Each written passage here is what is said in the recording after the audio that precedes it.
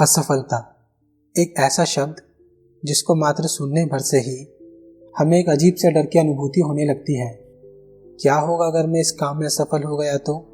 क्या होगा अगर एग्जाम्स में अच्छे नंबर नहीं ला पाया या फिर फेल हो गया तो?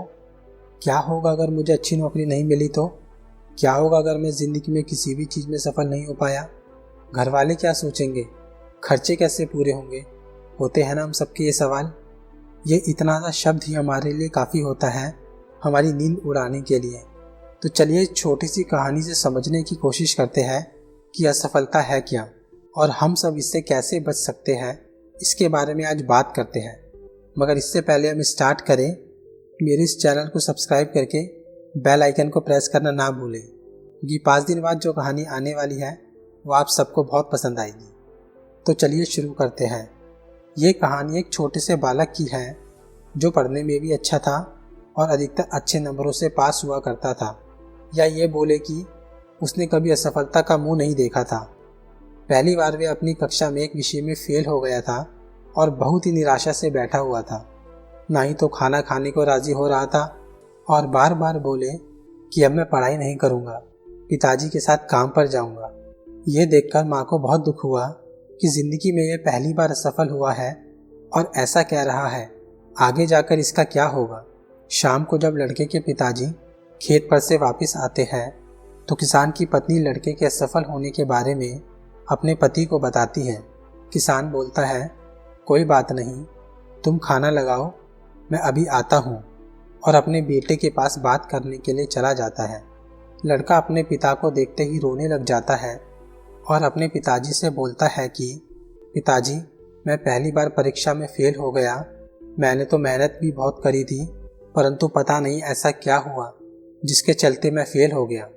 लड़के के पिताजी उसको शांत करते हैं और बोलते हैं कि कल तुम्हारे विद्यालय की छुट्टी भी है, तुम अभी शांत हो जाओ, कल हम महात्मा के प्रवचन सुनने के लिए चलेंगे। उसके बाद तुम कभी ज़िंदगी में असफलता के कारण हताश नहीं होगे। अपने पिता के ऐसे शब्द सुनकर लड़के को थोड़ी तसल्ली मिलती है और वो रोना भी बंद कर देता है। इतने में लड़के का पिता लड़के से बोलता है कि चलो अब तुम खाना खा लो, तुमने सुबह से कुछ भी नहीं खाया है। हम सुबह जल्दी ही प्रवचन के लिए निकलेंगे।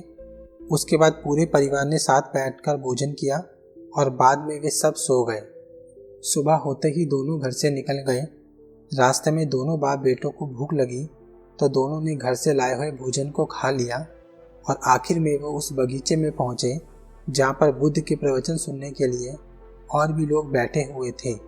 मगर गौतम बुद्ध ने अभी तक प्रवचन देना शुरू नहीं किया था। वे दोनों वहाँ पर और लोगों के साथ बैठ गए। वहीं साथ में एक बहुत ही बूढ़े बौद्ध भिक्षु भी बैठे थे। जिस बगीचे में वह लोग बैठे थे वहाँ पर हल्की सी खुशबू आ रही थी। वे लड़का अपने पिताजी से पूछता है, पिताजी, ये खुशबू कहाँ से आ रही है? इतने में वहाँ बैठे बौद्ध भिक्षु बोलते हैं, बेटा, ये चंदन के पेड़ों में से आ रही है जो इस बगीचे के चारों तरफ लगे हैं। लड़का बोलता है, पिताजी, फिर तो हमें भी अपने घर के आसपास चंदन के पेड़ लगाने चाहिए, इसकी तो इतनी अच्छी खुशबू है। यह देखकर बौद्ध भिक्षु बोलते हैं, बेटा, एक चंदन के पेड़ को बड़ा होकर इस तरह से खुशबू देने में कम से कम 25 साल लग जाते हैं, और जो पेड़ तुम इस बगीचे में देख रहे हो, इन सब वृक्षों की आयु कम से कम 100 साल है। क्या तुम एक पेड़ को 25 साल तक बड़ा कर सकोगे? उनको पानी दे सकोगे? समय पे खाद और जंगली जानवर से बचाना, ये सब काम तुम कर सकोगे? ये सब बातें सुनकर लड़का चुप हो जाता है और कुछ सोचने के बाद उन भिक्षु से बोलता है कि मुझे इतनी मेहनत करनी पड़ेगी? मैं तो अपनी कक्षा में बस एक विषय में फेल हो गया और इतना परेशान हो गया, और आप मुझे इतने सालों तक मेहनत करने के लिए बोल रहे हो, अगर मैं असफल हो गया तो? इस पर बौद्ध भिक्षु बोलते हैं, बेटा, तुम कर्म की चिंता करो, फल का मिलना या ना मिलना यह हमारे हाथ में नहीं है। अगर तुम्हें ज़िंदगी में एक सफल इंसान बनना है तो तुम्हें लगातार एक लंबे समय तक बिना किसी निराशा के और पूरे उत्साह के साथ अपने काम पर लगे रहना पड़ेगा, तभी तुम्हें ज़िंदगी में सफलता मिलेगी। और अगर तुम कभी किसी चीज़ में असफल हो जाओ तो भी उस विषय में जानकारी बढ़ाकर आगे बढ़ो, ना कि निराशा में बंधकर प्रयास करना ही छोड़ दो।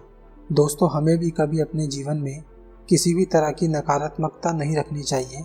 जीवन में किसी भी काम में प्राप्त हुई असफलता को हम अपने मन मस्तिष्क में बिठा लेते हैं और यकीन करने लगते हैं कि एक बार किसी काम में असफल होने के बाद उसमें कभी अब हमें सफलता नहीं मिलेगी।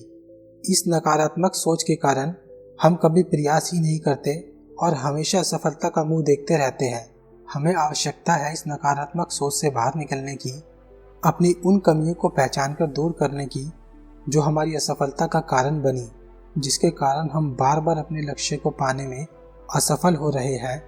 नकारात्मक सोच हमारी सफलता में सबसे बड़ी बाधक है। इसलिए नकारात्मक सोच रूपी जंजीर को तोड़कर सकारात्मक सोच को अपनाएं और जीवन में प्रयास करना कभी न छोड़ें।